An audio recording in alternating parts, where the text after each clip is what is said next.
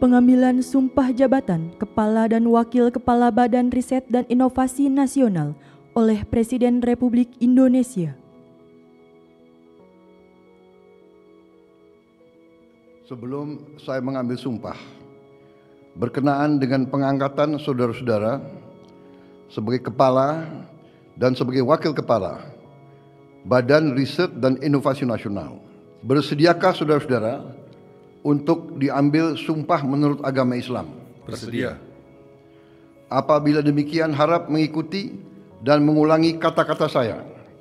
Demi Allah, saya bersumpah. Demi Allah, saya bersumpah Bahwa saya akan setia kepada Undang-Undang Dasar Negara Republik Indonesia setia kepada Undang-Undang Dasar Negara Republik Indonesia tahun 1945, tahun 1945, serta akan menjalankan segala peraturan perundang-undangan dengan seluruh-seluruhnya demi dharma bakti saya kepada bangsa dan negara, bahwa saya dalam menjalankan tugas jabatan akan menjunjung tinggi etika jabatan, bekerja dengan sebaik-baiknya dengan penuh rasa tanggung jawab. Pak Seskap tadi 12:30 bahwa hari ini ada penugasan untuk saya dan bidang yang ditugaskan sesuai dengan bidang yang selama ini saya geluti. Jadi dimohon untuk hadir pukul 2:30 karena jam 3 pelantikan akan dimulai. Sudah, saya jalan ke sini. Tapi sebenarnya pernah berkomunikasi langsung dengan Pak Presiden, mungkin ada obrolan? Dengan Pak Presiden berkomunikasi di berbagai forum ya, berbagai rapat.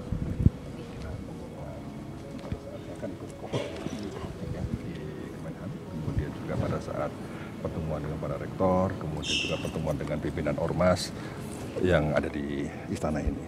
Jadi ya saya banyak menangkap pesan-pesan beliau terkait dengan arah Indonesia ke depan. Dan insya Allah BRIN akan mengawal program-program prioritas dari Bapak Presiden terkait dengan soal pangan, energi, dan air. Saya kira 3 bidang itulah yang perlu didukung oleh riset dan inovasi yang baik. Karena riset dan inovasi ini akan menjadi tumpuan dimanapun negara yang memiliki kekuatan riset dan inovasi itu akan berkorelasi positif dengan kemajuan ekonomi. Itu sudah dibuktikan dalam berbagai uji korelasi ya.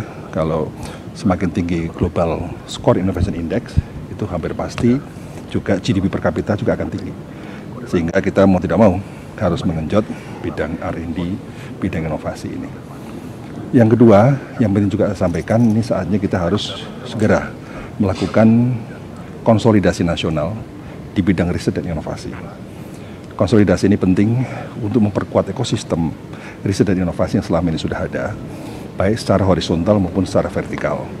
Secara horizontal tentu kami harus membangun sinergi dan kolaborasi dengan kementerian dan lembaga, lebih khusus lagi dengan Kementerian Dikti Saintek yang memang merupakan kementerian yang juga mengembangkan bidang sains dan teknologi, dengan perguruan tinggi yang selama ini juga menjadi kekuatan riset dan talent dalam bidang riset dan inovasi, dan juga dengan Danantara.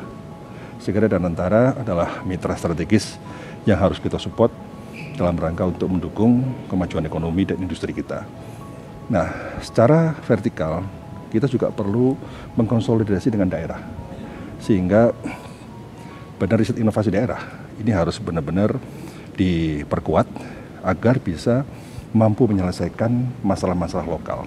Karena kalau kita tahu setiap daerah memiliki kekhasan masalah, kekhasan isu yang harus direspon dan disikapi secara spesifik.